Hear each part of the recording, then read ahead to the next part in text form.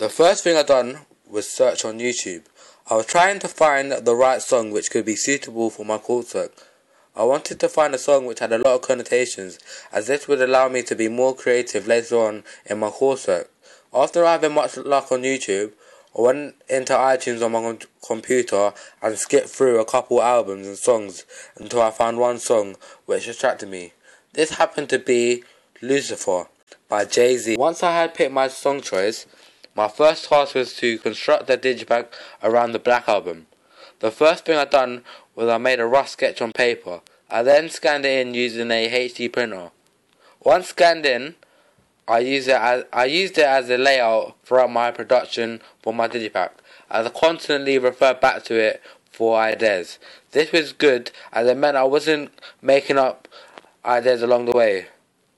So I had a rough idea of what I wanted to do, I just had to interpret it.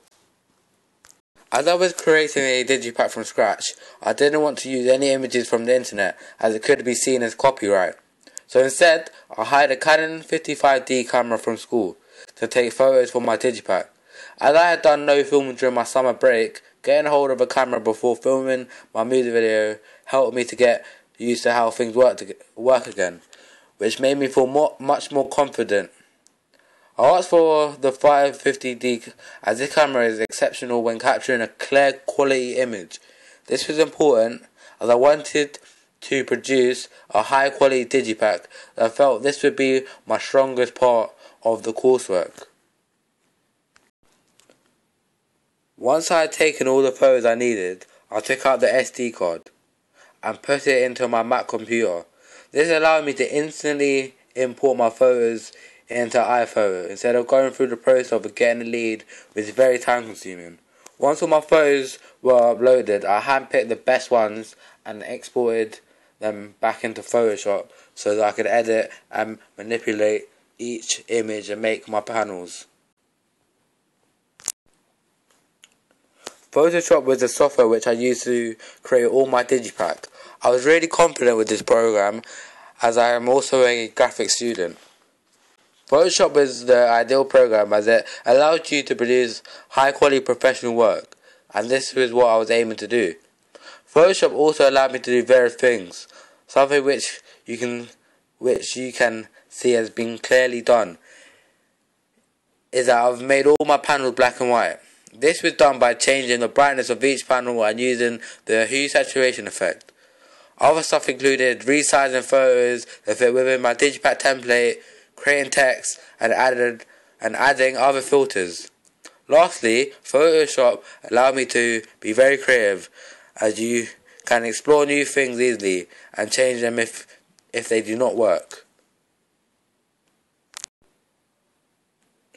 Once my first draft was finished, I converted the file into a JPEG and uploaded it onto my Blogger account. This site would allow me to keep up with the development of my digipack throughout my production.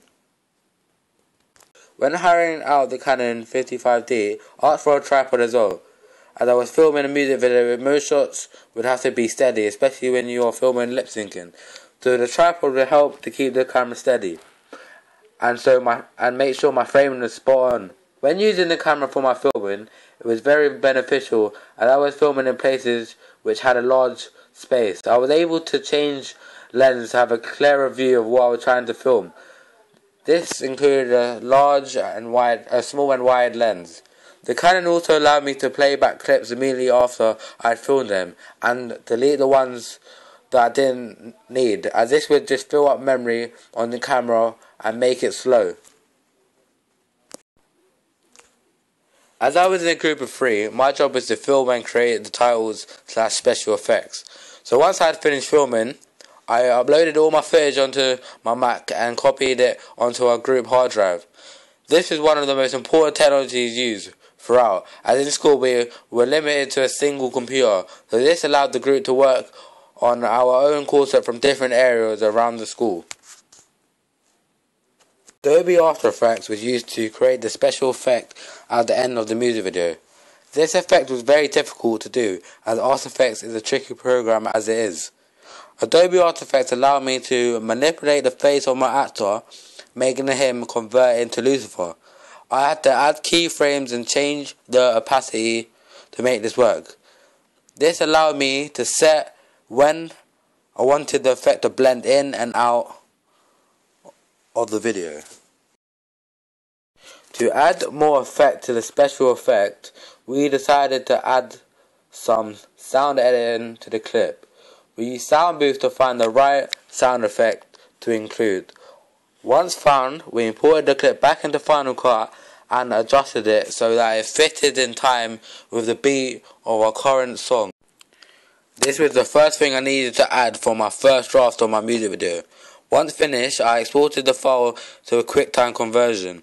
This allowed me to look over my work and see if anything and everything was still intact. A common problem which I faced was that once the file was converted, it would make my video move and my footage would become out of sync.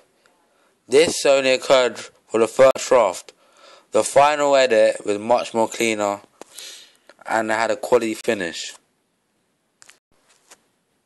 Once I had a QuickTime conversion, it allowed me to upload to different media platforms. I first used YouTube to upload my video to the internet. This was an easy and straightforward process as I used it last year for my AS evaluation questions. Once uploaded to YouTube, it made it so much more easier to distribute to other websites using web addresses and HTML links.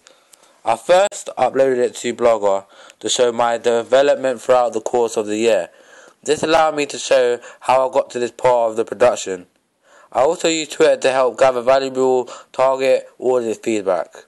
I posted a tweet to all my followers asking who would like to help me with my feedback. I got a few responses that gave me back really good feedback. I used the same principle on Facebook chat, but this time I had picked the people I thought fell in my target audience. I then asked a few questions. Social networks are very effective as it meant I could reach out to a wider audience much more easier. Also, I could gather information about improvements and if they liked the conventions I used throughout my music video. Moving on, once the music video was finished and uploaded, I moved on to create my magazine ad. This was almost an identical process to my digipack, as I again made a rough sketch and scanned it in. I would also be using Photoshop again as I felt very comfortable using this software and where I felt I could create my best work. Throughout the making of my evaluation questions, I also used a range of technologies. I used Final Cut to create a short video for one of my evaluation questions. This was an advanced way to explain my coursework and took a lot of time to finish. I also used PowerPoint to create slides. Once I created a PowerPoint, I would then use a website called SlideShare to upload it on. This would allow me to create a short video with my PowerPoint slides, which was much more efficient as you don't have to keep clicking on to the next slide. For the planning of my ancillary text, I used the internet to search for valuable information and to explore new ideas which I could use for my own. This included analysing other digipacks for magazine ads in a genre close to mine. Blogger was also very important as it allowed me to create posts about everything which I had done throughout my coursework. I could add photos and videos. It was very flexible as I could use Blogger when at home or even on my mobile phone. Blogger also allowed me to set drafts, so if I didn't finish a piece of work, I was able to come back and complete it. I also used YouTube to look at past student examples. This allowed me to take the strengths and see if I could use some of the ideas in my own production. For the planning of my music video, I used Adobe Illustrator. This allowed me to create a storyboard with 9 images, which was a summary of my music video. This allowed me to get visual ideas, which maybe I could have used.